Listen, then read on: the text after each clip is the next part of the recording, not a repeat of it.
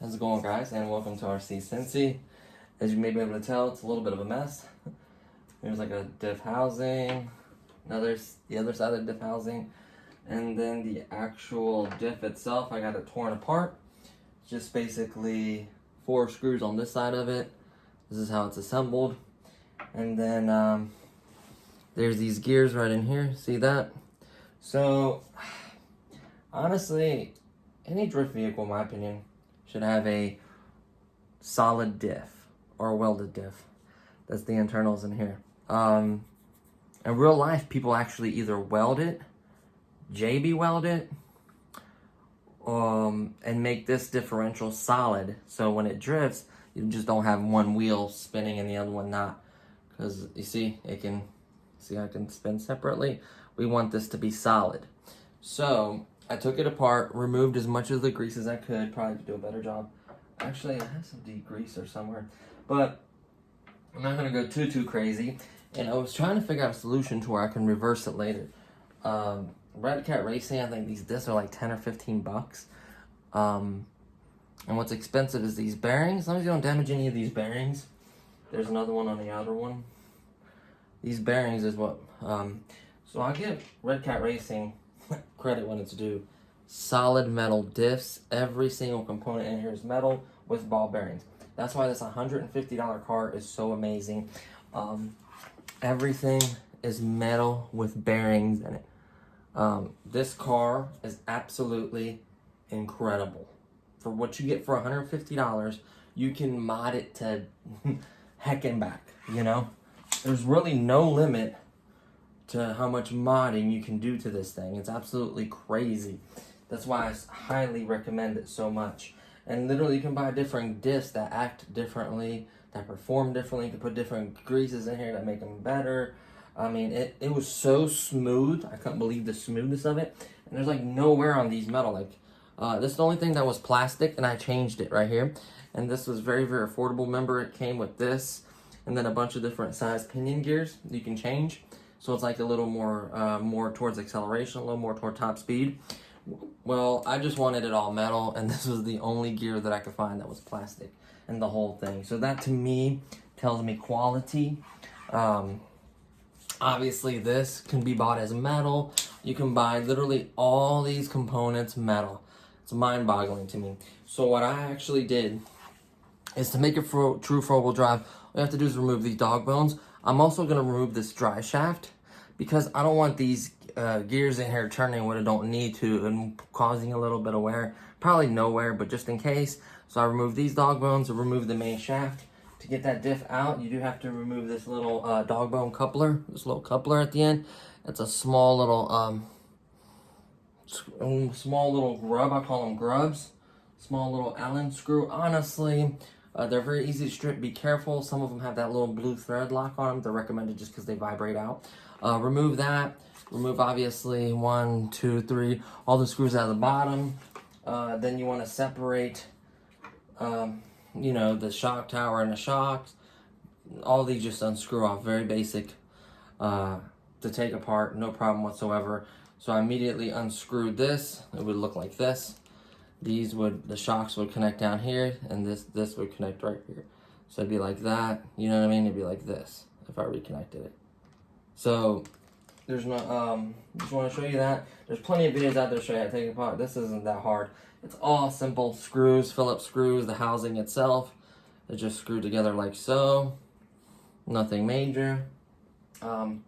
It's all very simple. I don't want to remove any grease anywhere else. Like the part that goes in here, to remove any of the grease out of there. You don't want to wipe the grease anywhere but besides in here. Want to leave as much grease on the outside, and anything that was on the bearings or anything like that, leave it on there. Do not remove this grease. Very important. Well, since I'm gluing, I guess we could do this. Well, dust spit on this metal. Yeah, because it's going to need a glue to it. So what we'll do is we'll move, oops, knocked over my hot glue gun. So you have a couple of different options. You can literally try soldering it, which I don't know how well it's going to stick.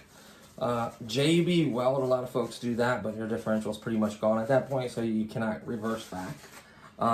This way you can be reversed back, but I think it'd be a pain in the butt to reverse it back. See how that works? So you want this to become solid, so they cannot turn in their own way, in their own direction, any way they want. That is not good, in my opinion. So to make this solid, you just got to keep these gears from turning. So you need to lock all these gears so that it'll basically turn. This whole thing will just turn instead of these being able to turn different directions. So this will turn this way or this way, so you still have forward or reverse. You just won't have that independent twist. So the main objective, let's set the car right here, is to remove only the grease, not grease anywhere else. Where did I drop the differential? Oh, I'm stepping on it. Is to remove paper towel, however you want to do it. Remove all the grease on the inner part of it. Dry it as much as I can. These little clips is what holds the whole assembly together. There's a C-clip right there, and there's obviously one on this side that keeps this from separating from the plastic hub. There are actually ones where these are metal. This metal? No, this is plastic. But that's a really thick plastic. That's not going anywhere. But I'm telling you, redcat, people slip on redcat, on HPS or HPSP, whatever that other brand is. That one is good as well. It's basically the same thing. So I'm just going to show you that these gears can come right out with no problem. See them? Then I want to clean all the grease off of these. Like I said, the only reason I'm doing this is there's going to be a couple ways of making this solid. Solder and flux, I don't know how well that's going to work. Set these to the side. I'm going to try the hot glue method. So basically what it's going to do is going to keep these gears from turning, locking them, and then it's going to make it a solid differential. Like I said, I don't want to wipe any grease on the outside or any of it in here that goes inside there. Don't want to do that. Essentially, probably a Q-tip would be a little better. Q-tips, whatever it takes to get all that grease out of that assembly out. Then, unfortunately, you're going to have to put these gears back, because once you glue these solids, what makes it a solid axle, if they can both spin, then it's worthless. So you want to put this gearing system back in here, make sure that it's in the center holes, slides right in, spread the gears apart so it covers the other gear, and then you'll know if you did it right is if it turns. See how it turns? So know if you did that right. Then you want to make sure there's no hair fuzz, because I dropped it on the carpet. Wipe off on the outside, only the part that's going in the thing. Like I said, no other oil or grease anywhere else. They make really good differential lubes out there. Look into that. It's good to change it and clean them every once in a while, especially if you play with it, like in dirt, dust, or nitros tend to get real gross, so you gotta watch that. So we're gonna try the hot glue method. I've never done this. I've never even looked up a video how to lock these. There may be other videos out there to lock them, but I'm gonna try my way. And see what happens. So basically, I'm gonna fill this with glue so it locks it, so it keeps these gears from spinning.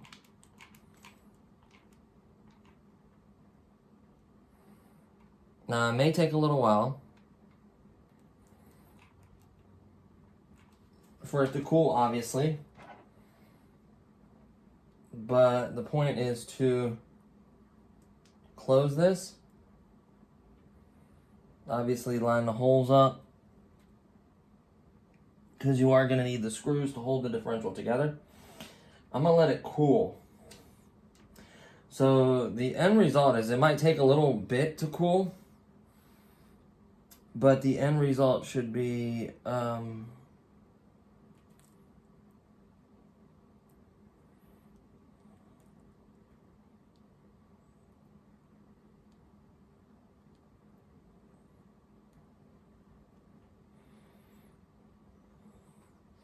See how it's that shape, that pattern? Once this cools, it becomes hard. Everything in there is going to be seized. That's what you want. You just don't want the glue covering any of the holes that we're going to screw. So once it has the pattern, it's going to probably cool faster this way. Clean the holes where the screws are going to go and just kind of move the glue to the side.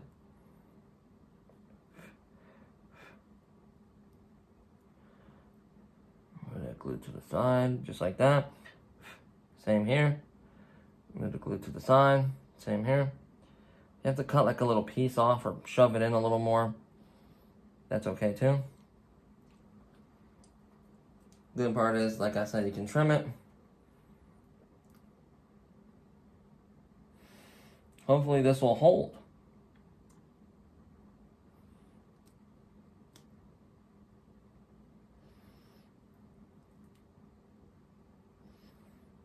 That should be all the holes. So once again, I'm going to pre-line it, just like so.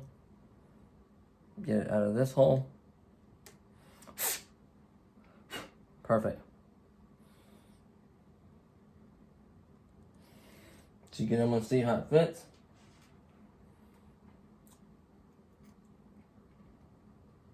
This is going to be more important than you think, because you have to assemble this or it won't stay together. If you can't have these screws in here, all four recommended, obviously.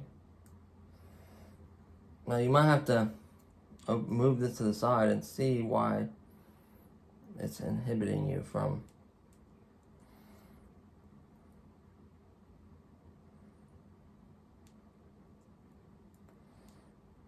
there we go. See how I found that hole? Whoops. That's all you want to do. Find the hole. Start them. Don't cross thread them or anything funky.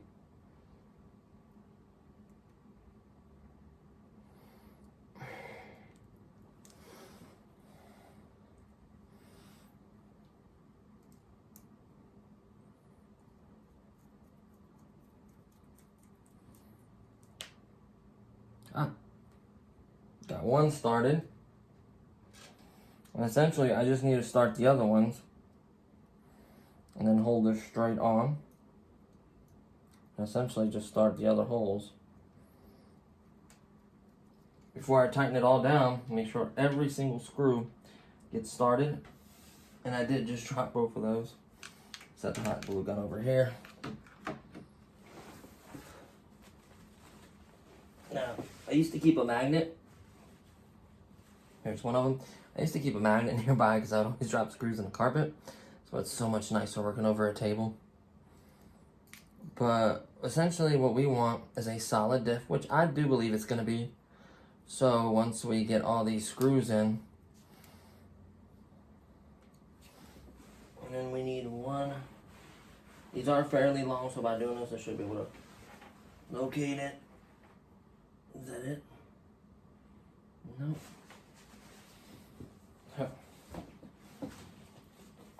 Maybe it might lack from fidgeting with it. You always want to check that first. Not there, not there. Here it is. So it's a really, really long screw that essentially holds the diff together. These is what hold the entire diff together.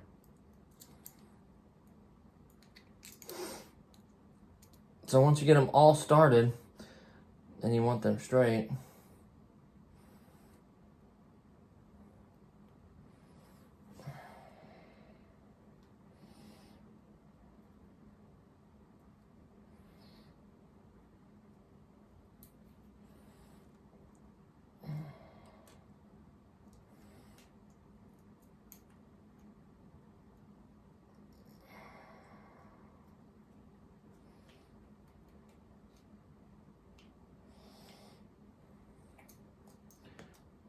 there's something not allowing it to start this one. I think there was like glue or something in the way.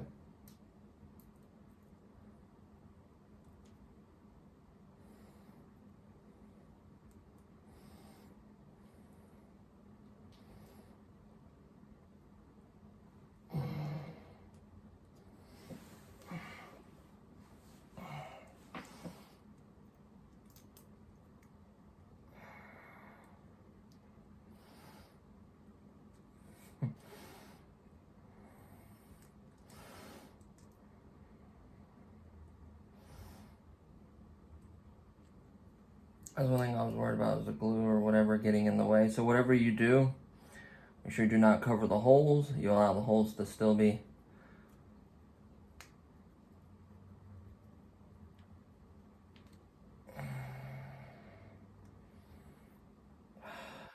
it's not starting very well either. So it may take a little time, because they're definitely not the tightest. So if you start two, doesn't guarantee that you're going to get them all in. Let me draw these in closer so it doesn't have so much wobble and play. You know what I mean? So I think my problem is there's just too much play between these two. And I can feel the differential still warm from the glue, but once it completely once it completely hardens, there should be no way that those are gonna want to spin. That's the entire, and it's not really damaging, it's glue. Like, you can remove hot glue. Yeah, it's a pain in the butt to pick it out, but it can be removed. And you can literally have a normal differential. And the good part is, if you're doing, and these parts, I'll show you the parts list. It comes with a page that has literally upgraded parts and factory parts.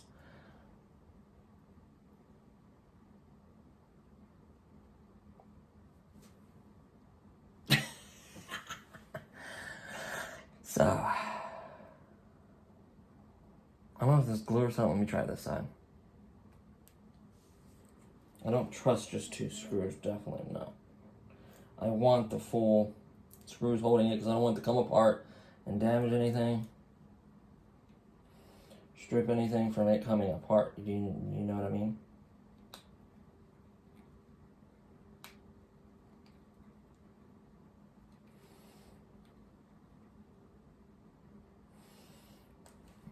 Yeah, there's glue or something in the way. I think I'm just like pushing through it.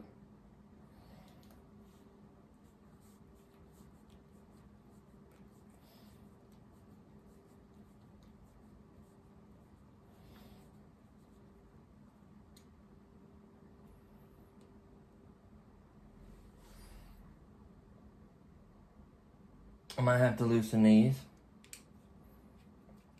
just to be able to figure out what's going on with the others,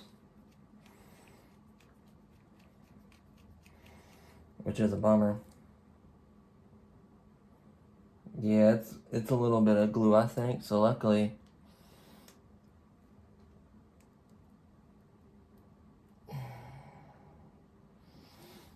see the glue right here? Got it off.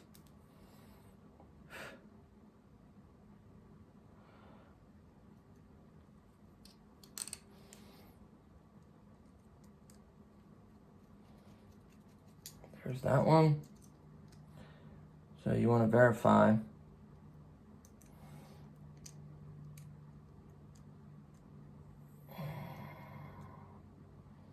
So it may take a little time.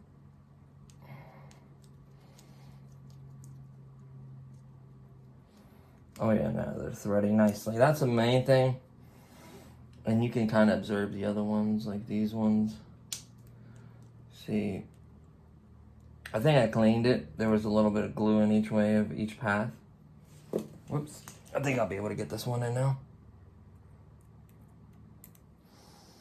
Yeah. That one has been threaded. 3 will probably hold, but I am going to do all 4. Like I said, I don't want nothing to come loose or damage or spin or move a way it's not supposed to and damage anything else, which I don't think it necessarily will. But yeah, there we go. We got all the screws to comply, and then we're just gonna assemble it like you're supposed to.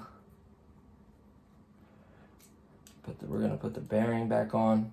Then you'll got to kind of see how it goes together once we assemble it, once I do this part. So remember, it's 4 screws. Don't cross thread them, don't strip them.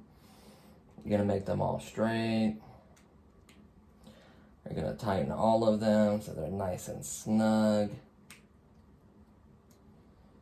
because you want this straight so when it goes, it's not all the way tight, but yeah, you know what I mean. So that one is tight. That one is tight. That one is tight. We should be down to one left. That one is tight. So it looks like all of them are tight. How do you know they're tight? Is they're actually, yeah, there's no way that's gonna turn. So hot glue made this differential. Yeah, that car's not gonna be able to turn. So now we have a solid diff. Perfect. Then we're gonna slide the bearing back on, just like so. There should be a bearing on each side, or a bushing depending on how cheap the car is, but it's not like redcat, they give you actual bearings. Then we're gonna reassemble this. So how it goes is, I can't remember what side it goes on. So, okay, the piece goes like this. Can't remember if it was on this side or that side. I can't remember. You know what's funny? Is you can put it either way.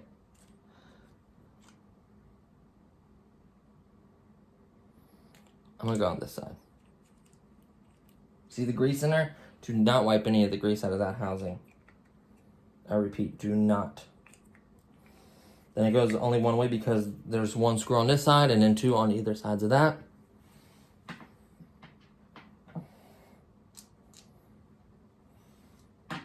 And honestly, you should probably keep the screws that goes the way. I'm also charging this.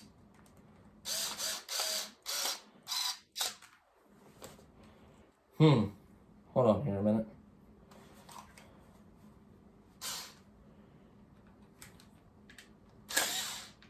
Whoa. I want to make sure this housing fits properly because you can tell if it didn't fit that way. I don't know if it go both ways. No, that's perfect. So let's start out by putting this one in first. Yeah, let's start with this one. Whoops.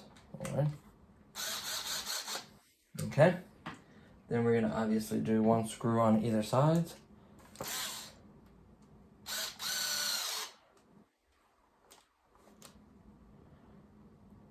Why is there such a large of a space? Durr! Did not assemble this properly, that's why. It's not the way it goes. This goes in between there. So what happens is this goes like so. So the differential sits, you also gotta remember which way. Differential sits with these ones and that little prong right there down. So it sits like so. So these would go like so, which it'll make it to where these screw in from this side. You can see the grease on that. That's how you know it goes there. But this is how it goes. So differential facing this way, and that goes on top like so. You'll see grease marks. That'll kind of give it away.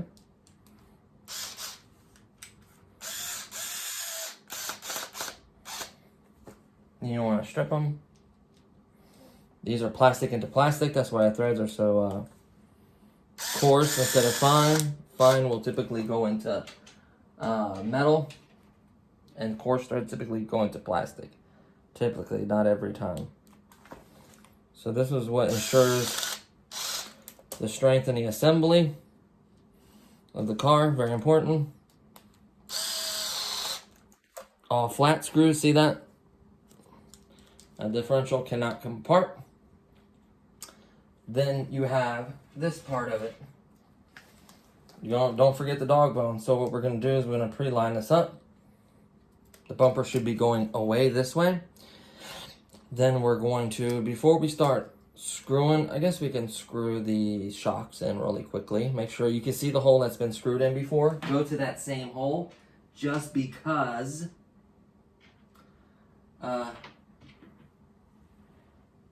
That's what the shocks were used in this haul. So you will change it by bringing in the hole tighter that pushes out and gives it a stiffer. Honestly, I probably should make it stiffer because these shocks have a lot of play, but I'm going to put it in a factory hole just for performance sake, and then we can tune this later. So we're going to go ahead and tighten up this shock. Then we're going to go ahead and mount this shock. We're not going to snap these arms yet because we have to put the dog bones in. It's been a while since I've taken any Mojo car apart. And whenever I'm not on camera, I like to focus and pay attention to what I'm doing instead of trying to talk to. I do a much easier job. Sometimes I make things complicated, and that was actually a comment before. But you should be able to figure it out if you worked on cars, hopefully. There are other better tutorials out there, I'm sure. Okay, so the shocks are mounted. You gotta put the arms up out of the way, like so. This would typically go like so. So this is how it would be. See how the arms are out, which is fine. We're gonna slide in both of the dog bones. We're gonna do one side at a time. Slide it through the canals. Turn the wheel until it lines up. Slide it with the canals. Then we're gonna snap arm back on. Obviously it would be like, this is not screwed to the bottom of the frame yet, so that's why it's moving so much. Obviously it would be like this. Okay, then we're gonna go ahead and slide this dog bone in. And we don't even need to reinstall that coupler. I'm not gonna do it. The coupler, this coupler, you can put it on so you don't lose it, but I'm not gonna put it on there. There's a little seat clamp. I guess I could put it just in case that seat clamp gets loose. Guess there is a benefit to that. You want this kind of popped on the same way it was worked. You kind of see, ooh, you don't want to change that. You don't want to turn those. You turn those, it's gonna change the angle. So then we're gonna press this firmly up against here like so. Make sure it's lined up. It should be to the hole, which would be right, where is it? Right there. And that's how your rear end should look like. So that's done. The couplers will actually helps keep the rear end on. So we're going to go ahead and plug the hot glue gun because we're done with it. There's no point just having something hot sitting around, so we'll set it over here to the side. And then we're gonna reconnect this. We're gonna lift up on here. Lift up, slide it in through the hole. Boom, boom. And then you're just gonna screw it in. So I kind of laid screws kind of where I need to have them go, kind of.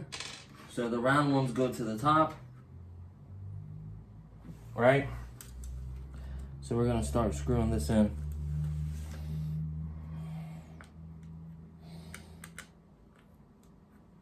Like I said, you don't need to put that coupler. I'm probably not even gonna put it on. I don't think it's gonna go anywhere.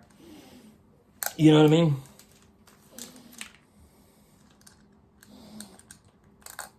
I'm gonna start attaching this frame back on here. Whoops. We don't need it plugged in.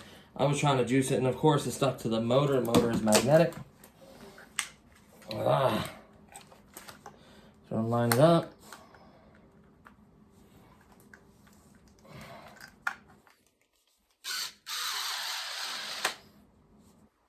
There we go. That's an actual frame, which is gonna stiffen. Hasn't.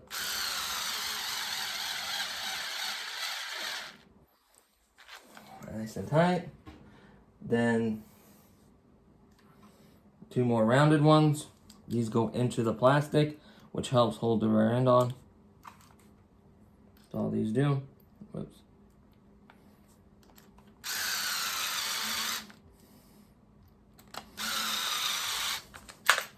Whoops. We're gonna flip it over and we're gonna install the rest of these screws. There are 2 more that I left out last time. Not too worried about it. I think these are like those shorter bumper ones. I'll put them in later. So you're just gonna drop these screws in. Just like so, on the pattern. You want them in. Should be four holes that we're in, and I think the last 2 are mainly focused to strengthen the bumper so it can take an impact, which I recommend. I don't know where I put those. I'll put them later. It's not a deal breaker right now.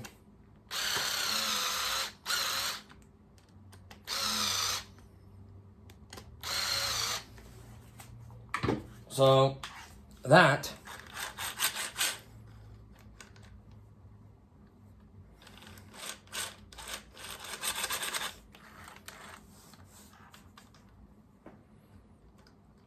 you might have to adjust the tension anytime you take something apart or move it.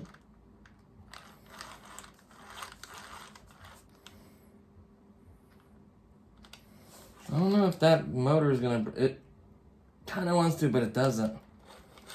See how they turn the same direction? On this other one, with the hand, you could maybe turn them in 2 different directions. You can't do that. I'm hoping the glue doesn't break that free. We will find out.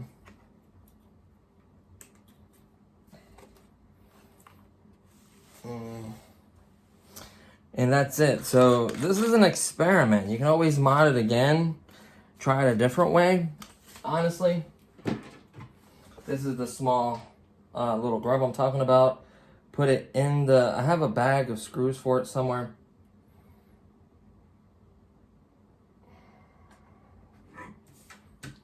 Can't remember.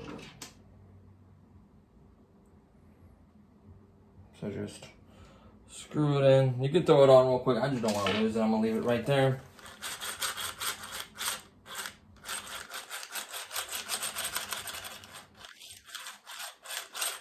So hypothetically, this should be posi traction, true 4-wheel drive.